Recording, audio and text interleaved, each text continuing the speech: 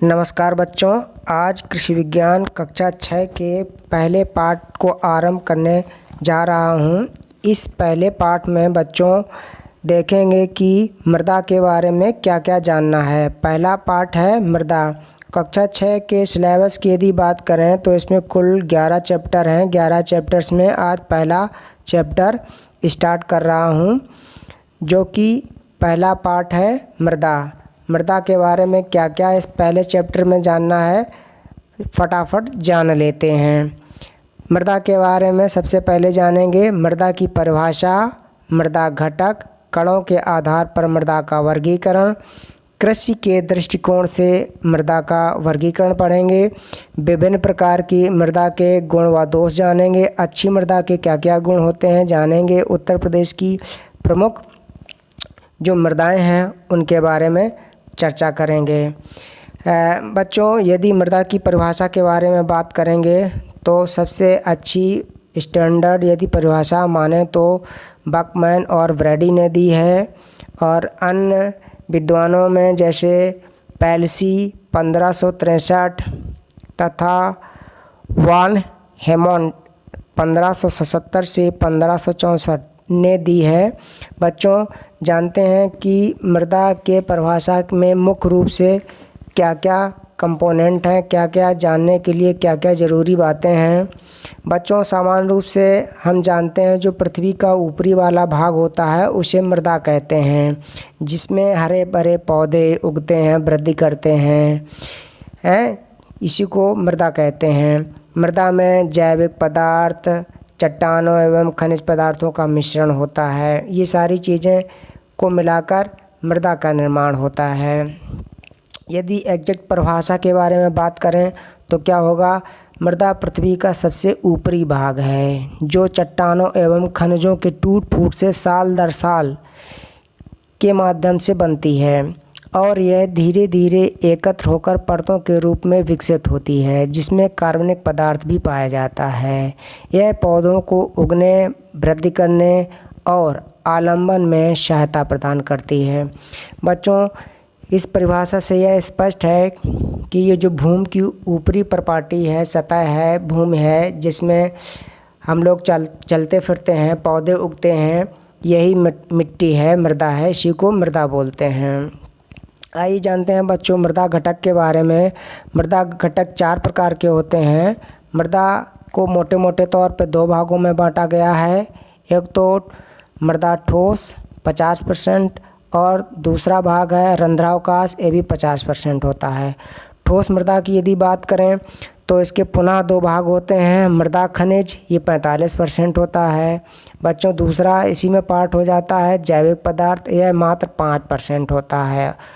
और यदि रंध्रावकाश के 2 भागों की बात करें तो उसमें मृदा जल 25% और मृदा वायु भी 25% पाई जाती है। हालांकि एग्जैक्ट रेशियो नहीं होते हैं, थोड़ा बहुत कम ज़्यादा होता रहता है। इन जनरल माना जाता है यही रेशियो रहता है। बच्चों, अब बात करते हैं कणों के आधार पर मृदा का वर्गीकरण। बच्चों, मृदा वर्ग कण और इसका जो आकार है, आकार को नापते हैं मिलीमीटर, इसका व्यास जो नापते हैं मिलीमीटर में नापते हैं, मिलीमीटर है, इन्हीं डायमीटर इसका मिलीमीटर में नापते हैं। बच्चों, जो मोटी बालू होती है उसका आकार होता है 2 से 0.2 मिलीमीटर। महीन बालू, इसका आकार होता है 0.2 से 0.02। सिल्ट का आकार होता है 0.02 से 0.002। Last and fourth number clay soil, इसी को मृत्तिका मृदा कहते हैं, इसी को अंग्रेजी में क्ले सॉइल बोलते हैं। इसका आकार होता है 0.002 से कम। यह सबसे महीन कणों का आकार होता है। अब बच्चों जानते हैं कि अब ये सॉइल टेक्सचर क्या होता है। सॉइल टेक्सचर में मृदा कणों जैसे बालू, सिल्ट, मृत्तिका के अनुपात के आधार पर मृदा का नामकरण कर देते हैं, जिसे ही कणाकार गठन या सॉइल टेक्सचर कहते हैं। बच्चों, इसमें कणों की सहभागिता के आधार पर मृदा को कई भागों में बांट दिया जाता है और मिट्टी के नामकरण हो जाते हैं, जिसे कणाकार वर्ग कहते हैं या सॉइल टेक्सचर के नाम से जाना जाता है। साथियों, यह मुख्यतः 5 प्रकार का होता है। नंबर 1, जैसे बलुई मिट्टी। इसमें बालू का प्रतिशत 80 से 100% तक होता है, जबकि सिल्ट 20% तक हो सकती है और क्ले सॉइल 20% तक हो सकती है।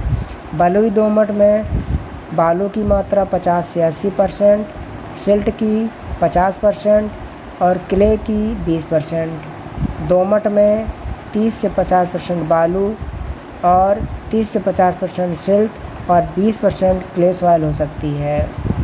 सिल्ट सॉइल में 20% बालू हो सकती है, 50 से 70% सिल्ट और मृत्तिका या क्ले सॉइल होगी 30 से 50%। साथियों, चिकनी मिट्टी या मृत्तिका या क्ले सॉइल में 50% से कम बालू होगी, सिल्ट 50% तक हो सकती है, लेकिन मृत्तिका या क्ले पार्टिकल्स होंगे 30 से 100% तक हो सकते हैं।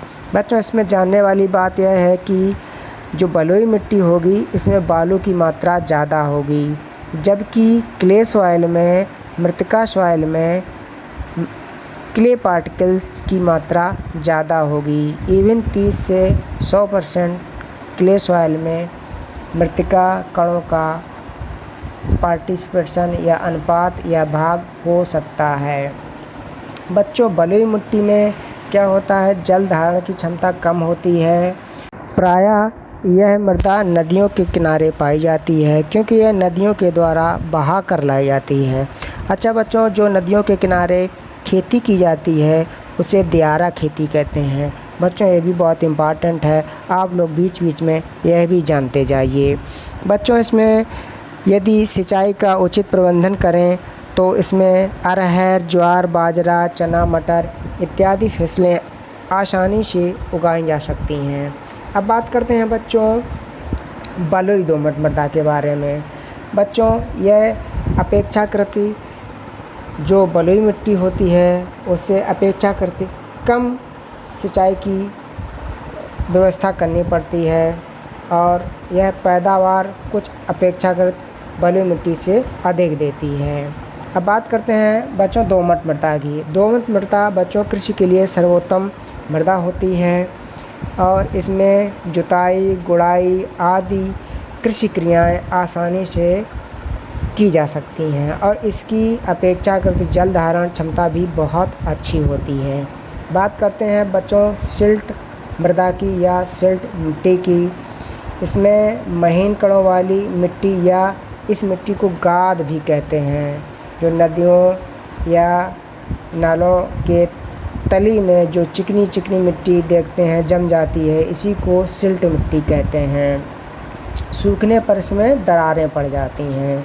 अब बात करते हैं चिकनी मिट्टी या मृत्तिका या क्ले सॉइल के बारे में। बच्चों, इसमें भी सूखने पर दरारें पड़ जाती हैं। कार्बनिक पदार्थ की मात्रा इसमें अधिक होती है, अपेक्षाकृत पोषक तत्व भी अधिक होते हैं। इस प्रकार की मिट्टी में हल चलाना थोड़ा कठिन होता है, क्योंकि यह भारी मृदा होती है और इसमें धान, गन्ना एवं कपास की खेती बहुत अच्छे से की जा सकती है।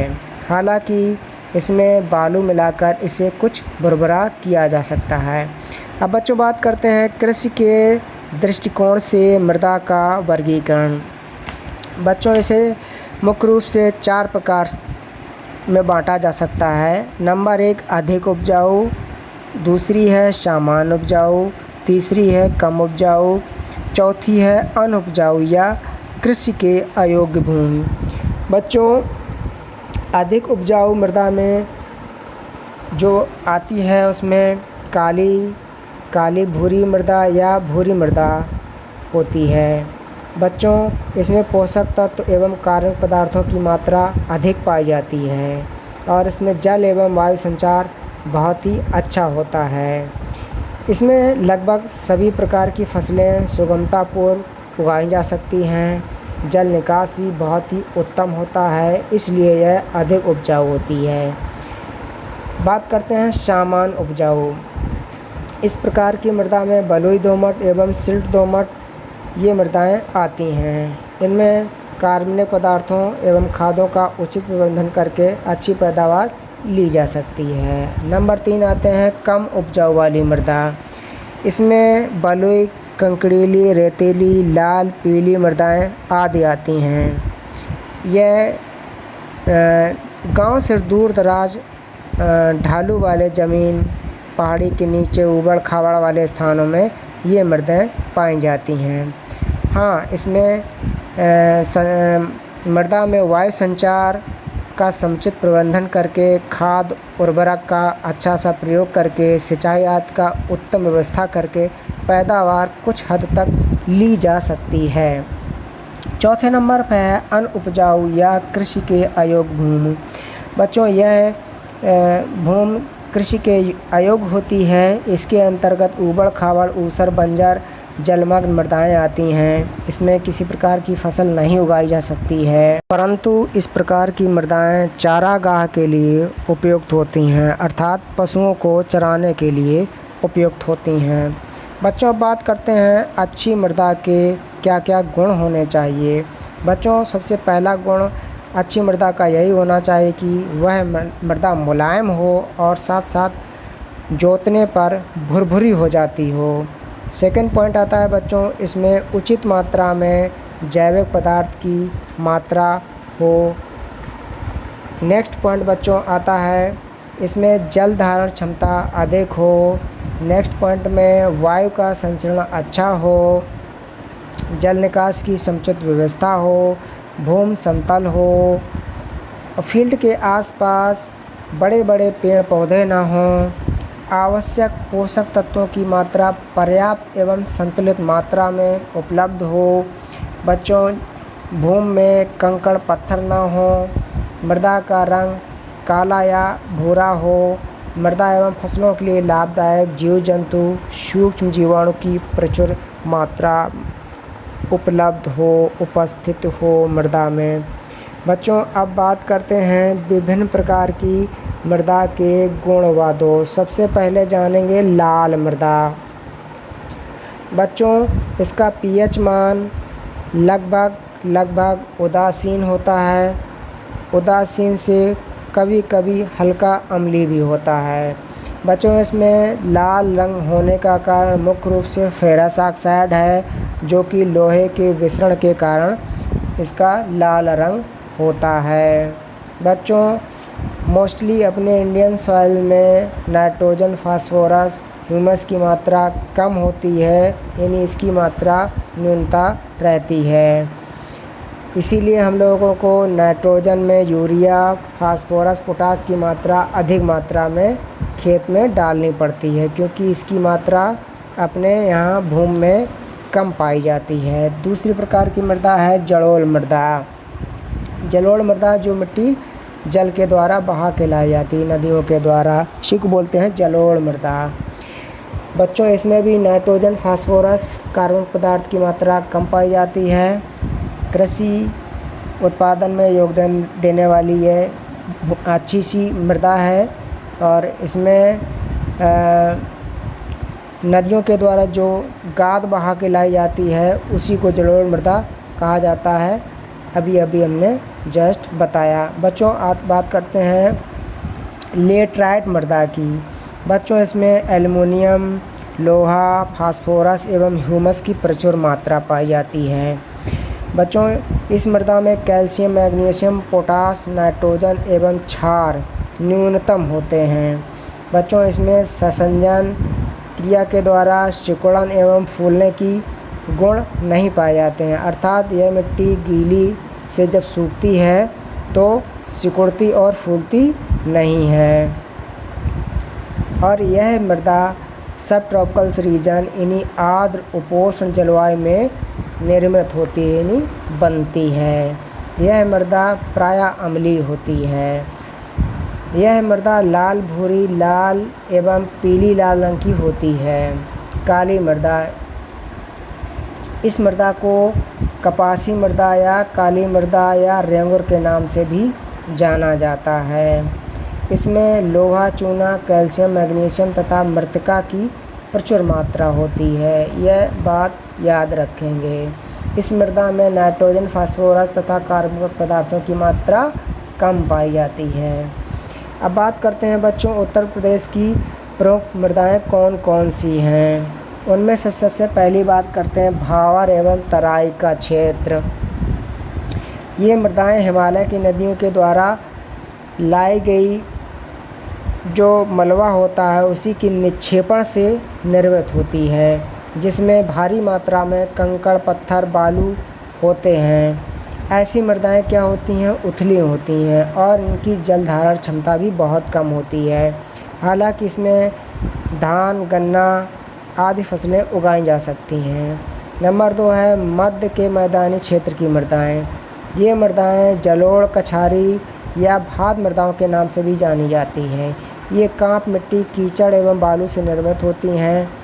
ये मृदाएं प्रायः बहुत गहरी तथा पूर्ण विकसित होती हैं। इसमें पोटास, चूने की मात्रा प्रचुर होती है, परंतु फास्फोरस एवं नाइट्रोजन का अभाव होता है। इन मृदाओं को पुनः 2 भागों में बांटा गया है, खादर या कछारी मृदाएं। खादर मृदाएं ऐसी मृदाएं होती हैं जो नमीन जलोढ़ मृदाएं होती हैं, अर्थात जैसे इसमें बाढ़ का सीजन, बरसात चल रहा है तो नदियों में बाढ़ आ जाती है, तो जहाँ तक बाढ़ का पानी पहुँचता है दलदल क्षेत्र बना रहता है, इसी को खादर बोलते हैं। यह हल्के भूरे रंग की छिद्रयुक्त महीन कणों वाली मृदा होती है। इसमें चूना, पोटास व मैग्नीशियम पर्याप्त मात्रा में पाया जाता है। बांगर मृदाएं वो मृदाएं होती हैं जो पुरानी जलोढ़ मृदाएं होती हैं, वहाँ तक पानी बहुत दिनों बाद पहुँचता है। अधिकतर वो सूखी मृदाएं रहती हैं, अर्थात बाढ़ का पानी वहाँ तक कभी कभार पहुँचता है। ऐसी मृदाओं को क्या बोलते हैं? जलोढ़ मृदाएं बोलते हैं। ये परिपक्व तथा अधिक गहरी होती हैं। कम उर्वर होने के कारण इनमें खाद एवं उर्वरकों का प्रयोग करना पड़ता है। नाइट्रोजन और फास्फोरस की मात्रा ऐसी मृदाओं में कम पाई जाती है। ये मृदाएं लवणी और क्षारीय स्वभाव की पाई जाती हैं। कहीं कहीं मरुस्थलीय तथा काली मृदाएं भी पाई जाती हैं।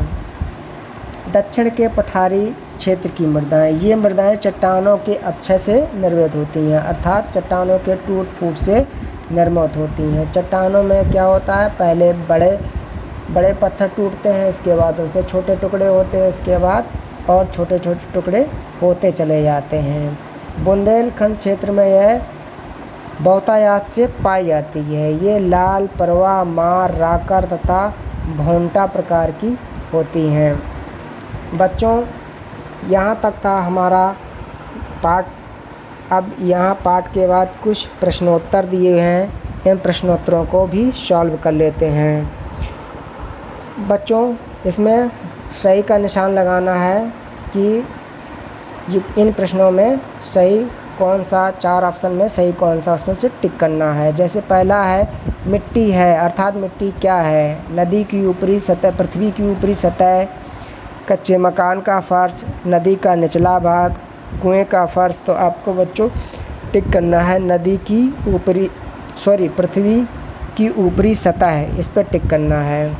बच्चों, इसी प्रकार फसलें खड़ी रहती हैं, तो ये बताना है अभी जो पढ़ाया गया उसी में से ही परिभाषा, मृदा की परिभाषा में से तो बताना है फसलें खड़ी रहती हैं। कहाँ खड़ी रहती हैं? हवा में, पानी में, पत्थर पर, मिट्टी में। तो ऑप्शन आपको टिक करना है मिट्टी में।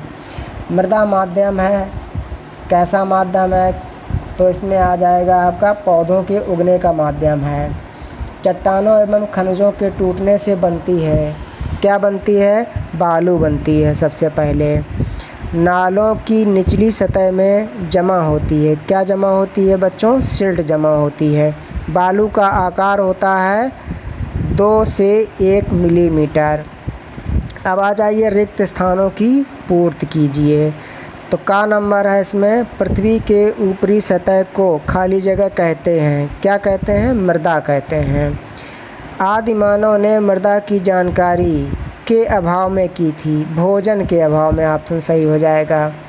मृदा के मुख्य रूप से घटक पाए जाते हैं, कितने घटक पाए जाते हैं? मुख्य रूप से 4 घटक पाए जाते हैं। बलुई मृदा में बालू की मात्रा अधिक पाई जाती है, बालू भरा जाएगा। काली मृदा में किसकी मात्रा होती है अधिक? मृत्तिका यानी क्ले सॉइल की। कृषि के आधार पर मृदा को कितने भागों में बांटा गया है? 4 भागों में बांटा गया है। अब सही और गलत निशान में टिक करना है। पहला है पशु अपना भोजन प्रायः पेड़ पौधों से प्राप्त करते हैं, सही है। दोमट मृदा कृषि के लिए सर्वोत्तम नहीं होती है, गलत हो गया, सही अच्छी होती है। चिकनी मृदा के सूखने पर दरारें नहीं पड़ती हैं, नहीं पड़ जाती हैं। रेतीली मृदा का अधिक उपजाऊ होती है, गलत। ऊबड़ खाबड़ मृदा कृषि के अयोग्य होती है, बिल्कुल सही। बच्चों ये कॉलम स्तंभ का से खा को मैच करना है, ये बिल्कुल से सही मैच किया है। मृदा घटक खनिज पदार्थ मृदा घटक का रूप है जो 5% पाया जाता है। कणों के आधार पर मृदा का वर्गीकरण में बलुई दोमट आ जाएगा। कृषि के आधार पर मृदा का वर्गीकरण अधिक उपजाऊ। पेड़ पौधों अपने भोजन कहाँ से प्राप्त करते हैं? मृदा से प्राप्त करते हैं। मृत्तिका कण आकार कितना होता है? 0.002 मिलीमीटर या इससे भी कम। गाद किसे कहते हैं? गाद सिल्ट को कहते हैं।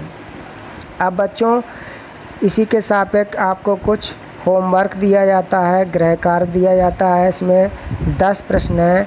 आशा करते हैं बच्चों कि आप लोग ये प्रश्न घर से लिख कर लाएंगे और मेरे व्हाट्सएप नंबर पर सेंड करेंगे। मैं चेक करूँगा कि आपने कितने क्वेश्चन किस प्रकार लिखे हैं और उनका संभावित उत्तर क्या हो सकता था और उसमें क्या क्या और जोड़ के अच्छा प्रश्न लिखा जा सकता था।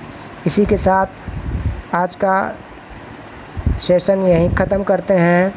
कल नेक्स्ट वीडियो के साथ फिर मुलाकात करते हैं। तब तक के लिए नमस्कार, जय हिंद, जय भारत।